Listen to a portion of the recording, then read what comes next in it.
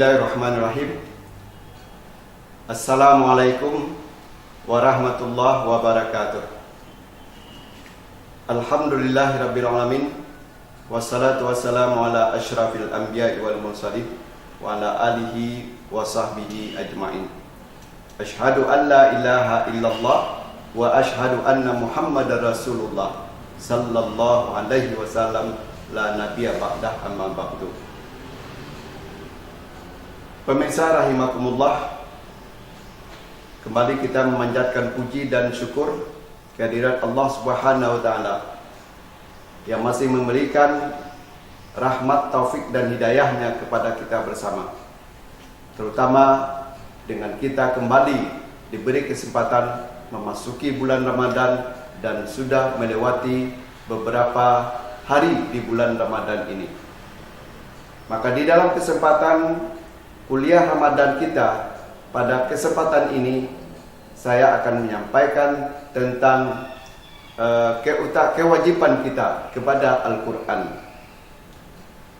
Pemirsa rahimakumullah, Al-Quran yang diturunkan oleh Allah melalui perentaraan malaikat Jibril yang disampaikan kepada Nabi kita Muhammad sallallahu alaihi wasallam adalah disepakati oleh para ahli tafsir terjadi di bulan Ramadan. Dan ada yang mengatakan lebih khusus terjadi di malam yang ke-17 Ramadan. Benar atau tidak tanggal tersebut, yang pasti Al-Quran itu memang diturunkan oleh Allah di bulan Ramadan. Maka di dalam kesempatan yang sangat terbatas ini, kita akan menyampaikan ada 5 kewajiban kita kepada Al-Quran itu. Yang 5 tersebut, pertama adalah membacanya. Kenapa kita katakan seperti itu? Namanya saja sudah Al-Quran, artinya bacaan. Kalau Al-Quran tidak dibaca, berarti hilanglah fungsi Al-Quran itu sebagai salah satu dari alat baca. Terutama sekali bagi kita umat Islam, di mana Al-Quran itu tidak hanya sekedar untuk dibaca-baca, tapi lebih daripada itu, Al-Quran itu adalah kandungan yang berisi panduan kehidupan untuk kehidupan di dunia dan kehidupan kelak nanti di hari akhirat. Maka kalau itu, oleh karena itu, yang harus kita lakukan terhadap Al-Quran itu, yang menjadi kewajiban kita, pertama adalah membacanya. Di dalam hadis dikatakan oleh Rasulullah SAW, afdalu ibadati qiraatul Quran. Sebaik-baik ibadah umatku, kata Rasulullah, adalah orang yang banyak membaca Al-Quran. Membaca Al-Quran dari satu sisi itu akan menambah pahala kita. Sehingga dikatakan di dalam sebuah hadis, 1 huruf Al-Quran saja yang kita baca itu nilainya 10. Bayangkan kalau kita baca sampai berhalaman-halaman, apalagi sampai khatam Al-Quran, berapa huruf yang terkandung di dalam Al-Quran itu? Semakin banyak kita baca lembaran-lembarannya, tentu akan semakin banyak huruf-huruf yang terbaca. Semakin banyak huruf-huruf yang terbaca, tentu juga akan semakin banyak nilai pahala yang disediakan oleh Allah kepada kita, asal tentunya kita membacanya dengan ikhlas karena Allah Subhanahu wa taala semata. Itu yang pertama, kewajiban kita membaca. Nah, ini sejalan juga dengan apa yang pernah dikatakan oleh Imam Ibnu Taimiyah, laisal Qur'an illa bil qiraah. Tidak ada artinya Al-Quran kalau tidak dibaca. Maka kewajiban membaca adalah bagian pertama yang harus kita lakukan terhadap Al-Quran yang diturunkan oleh Allah sebagai pedoman di dalam hidup dan kehidupan kita.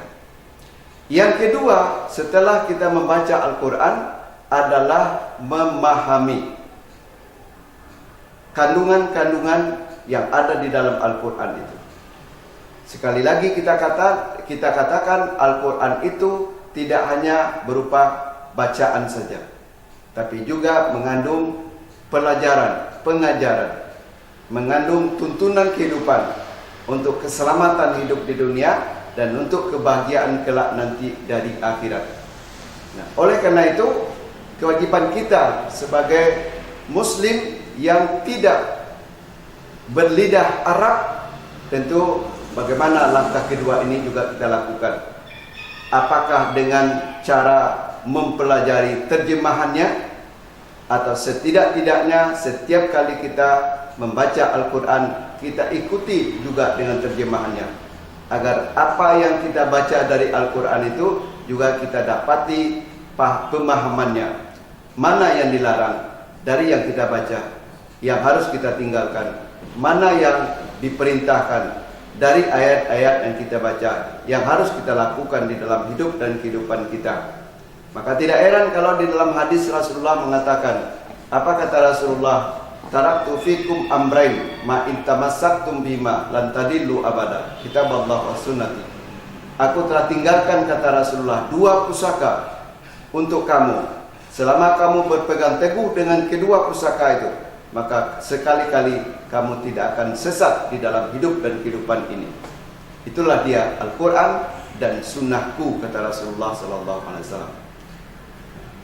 Oleh karena itu, ini yang kedua yang harus kita lakukan. Baca Al-Quran, pahami kandungannya. Dan yang ketiga, kewajiban kita kepada Al-Quran adalah mengamalkannya.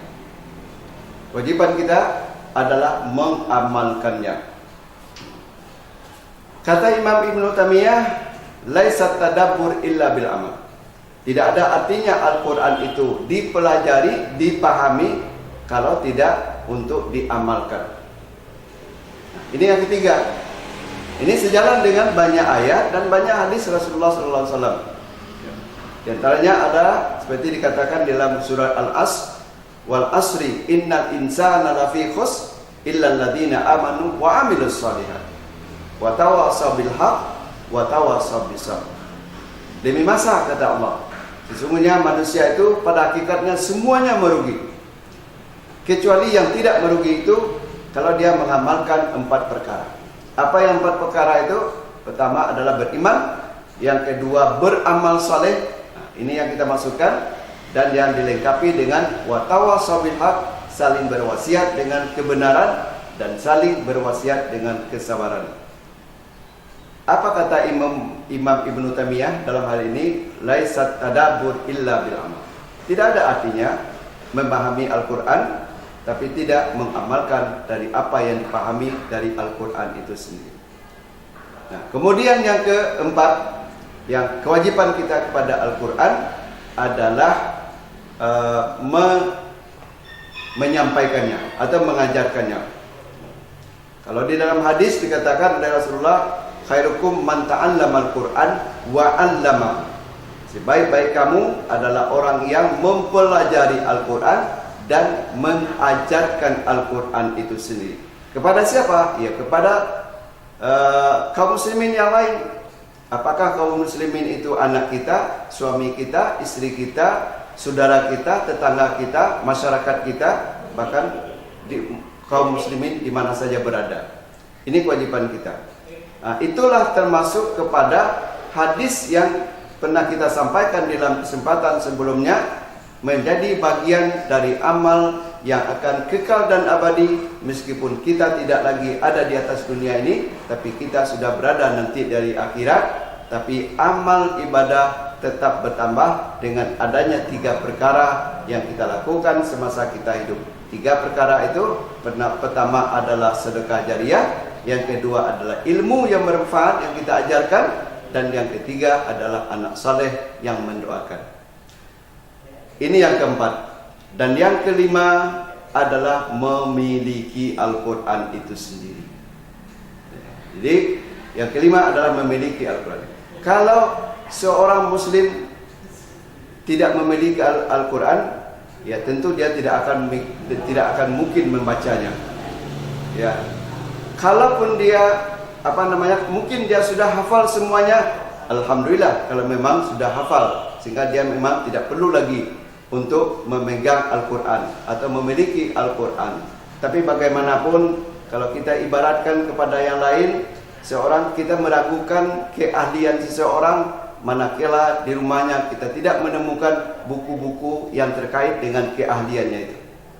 Biasanya yang terjadi, semakin hafal orang Al-Quran, semakin banyak hafalannya, semakin tinggi pemahamannya, maka semakin banyak koleksi buku-buku atau tafsir-tafsir yang terkait dengan keahliannya itu sendiri.